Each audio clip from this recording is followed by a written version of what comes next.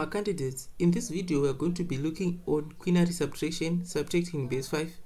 There are rules that we follow when we do this. When the number on top is greater than the number at the bottom, we have to borrow from the left column. The borrowed one, we have a value of 5 in the current column and the left column decreases by 1. Let's take a look at step by step working on our example. We'll start with the rightmost column where we have 2 minus 4. 2 is less than 4, so we need to borrow.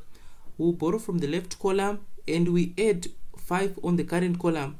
So now it's 5 plus 2, we get 7. 7 minus 4, we get 3.